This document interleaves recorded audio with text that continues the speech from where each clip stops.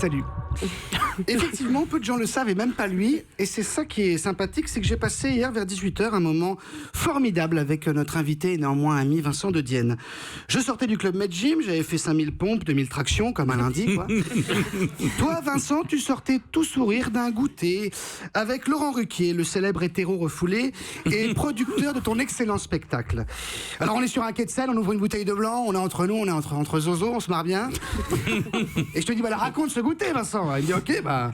Alors tu me dis, ce goûter avec Laurent, bah, hyper chouette. En plus, il y avait Ruquier et ses amis Yann Moix et Christine Angot.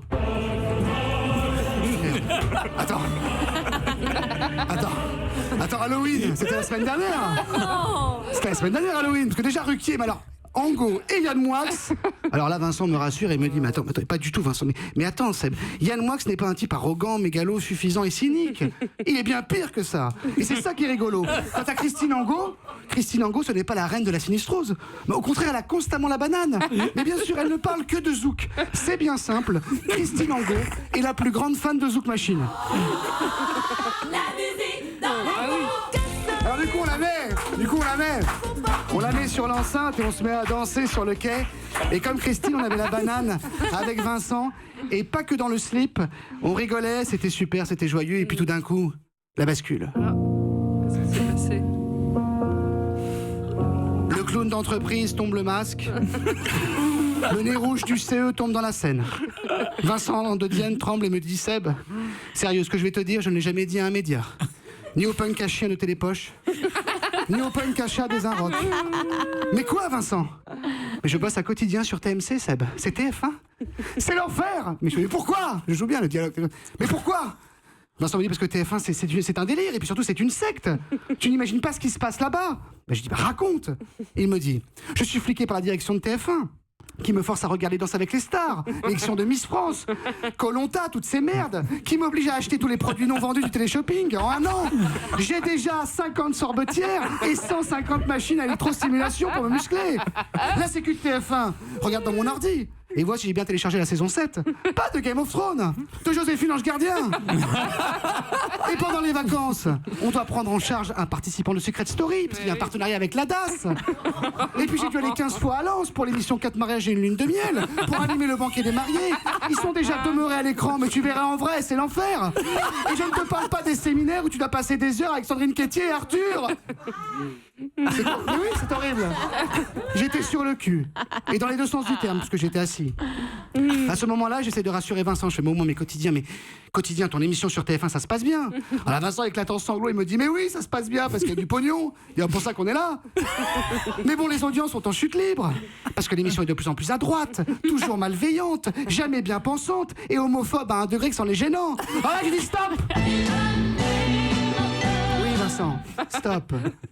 TF1, c'est aussi des émissions formidables et mythiques. Téléfoot, Interville, La ferme célébrité, Une famille en or. Et en mai 2002, je te rappelle, ça a été prouvé que sans notamment les reportages de Jean-Pierre Pernaut et Carole Rousseau sur la une, pas de Jean-Marie Le Pen au second tour. Donc respecte une chaîne citoyenne. Alors là, Vincent s'énerve et me dit, toi, Seb, tu t'en fous ? T'as pas un plan de carrière. Je sais, Vincent. C'est pour ça que du coup, je suis sur Europe 1. C'est pour ça que je suis là, moi. Tout se recoupe, hein. Avec Aël Wiesmann. Aël Wiesmann, qui est un ami, et qui pourtant va encore nous parler aujourd'hui d'un rappeur ougandais ou béninois. Et Mathilde, que je connais depuis que... Qui aura son super débat, faut-il passer au vert quand le feu est au rouge? Tu vois, Vincent, c'est dur pour tout le monde. Comique est un métier difficile qui finit mal. Alors moi, je chialais. Du coup, tu m'as tendu la main et tu m'as dit cette phrase formidable que je n'avais jamais entendue de ma vie. Oui. Seb, on n'a pas envie d'aller en Syrie, mais est-ce qu'on nous laisse le choix? Avec moi, les fanzouz, on n'a pas envie d'aller en Syrie, mais est-ce qu'on nous laisse le choix? Ben non, on nous laisse pas le choix, putain. Alors je suis à terre et là, Vincent me met à tacle. C'est bien les people, ça. Hein. Aucun respect pour les artistes.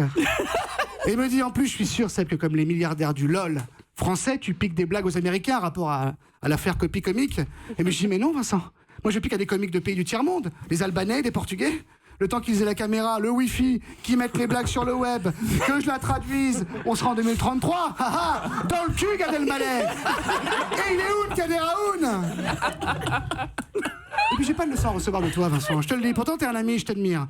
Mais c'est pas Quotidien qui, depuis 2 ans, copie tranquillement cette ancienne émission géniale de Canal+, qui s'appelle Le Petit Journal. Pas un peu bizarre? Et puis très vite, je t'en voulais plus parce que t'es adorable, t'es drôle, t'es talentueux sur scène, en plateau, au cinéma, sincèrement, comme tous les Vincent. Vincent de Dienne, Vincent Van Gogh, Vincent Bolloré, Vincent Franqui. Que des génies. Alors courage, mon Vincent de Dienne. Merci pour tout. Et sache que tu es comme Europe. Tu es numéro 1. Et